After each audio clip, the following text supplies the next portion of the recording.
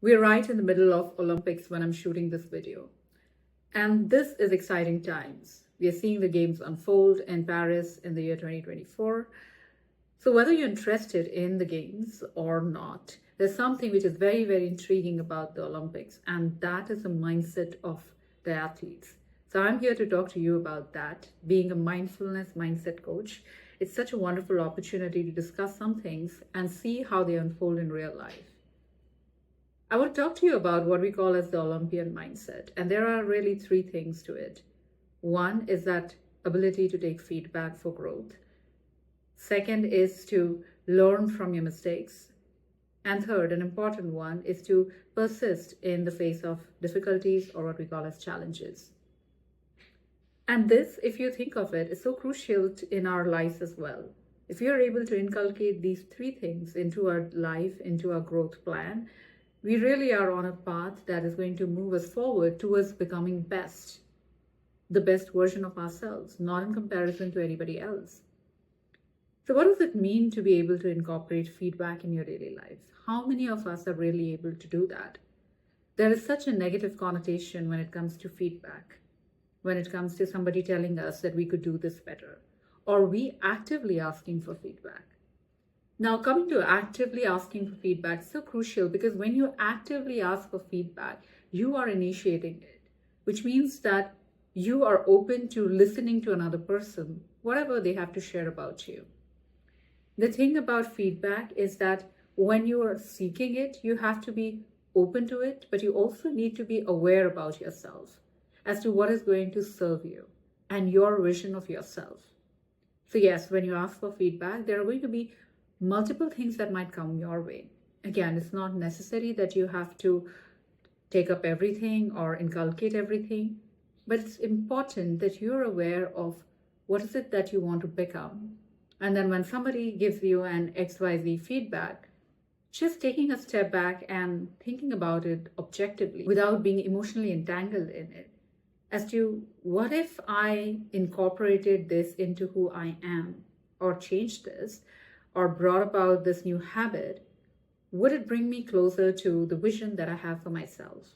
If the answer is yes, then why not? And if the answer is no, then be grateful that you could ask for feedback and you have the wisdom to know what serves you and what does not. And it's always your choice, really, what you want to accept and inculcate. Coming on to the next one, which is really about learning from your mistakes. And everybody talks about this. What does it really mean to learn from your mistake? Does it mean that you never feel bad about what happened? No. It's about cutting down the time for which you feel bad about it. Oftentimes we spend days or years thinking about the things that didn't work for us, and that does not serve us because you're still staying hooked onto your past or something that happened in your past, and you allow it to continue to define you, but you're not that person anymore. So what can we really do? In those moments, if there's something that bothers you, if there's something that you think defines you, if there's a mistake that you have not been able to let go of, I encourage you to take a piece of paper or a book, take a pen and write down all the things that you learned from that mistake. Apart from that, also write down as to why in that moment it felt like the right thing to do. And in that field, it's okay to write that I didn't know better, or I wasn't aware, or I was feeling emotionally driven and I made that choice, or my circumstances made me feel that I had no other choice but that. Whatever that is, write it down. And then below that, write that you're ready to forgive yourself for it. And this mistake is now turned into a learning experience. And all the things that the mistake brought to you, the learnings today, make you who you are. A wiser person, and a person who has the wisdom to know that you have to let go of things to move forward. And this is so crucial even for the athletes, because if they stay hooked on to a particular defeat forever, it will continue to define them, and they will never be ready enough for the next victory that might be coming their way. It becomes a hindrance in their very own success, in their trainings, in their practice, because they start to cultivate what we call as a victim mindset or a loser's mindset. Let's move on to the third one now, which is about to persist in the face of difficulties or challenges, which we also call as resilience. There are challenges and difficulties that we all face in life. When it comes to athletes and Olympians, it is just that every single time they have to do better than what they did because they're there to break records, sometimes their own, sometimes that of another person. And those records are broken by a second or a nanosecond sometimes. So it is challenging. You always have to get better, and you're not getting any younger, right? Similarly for us, there are challenges that come in our life. Life is never a straight line or never just a bunch of joys that come our way. There's always going to be difficulty. Do we allow the difficulties to kind of boggle us down? Or do we, in the moments when life is going good, invest in ourselves, in our growth, in our learning, in becoming better people, in building mental toughness, in having a routine, a discipline? Do we invest in all of these things in the times when our life is going smooth so that it prepares us for the time when there is a challenge that comes up? And then how do we look at challenges? As soon as something challenges us or something difficult comes our way, do we start cursing our life and our luck and say that, I'm not lucky enough and all I face is challenges? And we start cultivating and moving towards the victim mindset?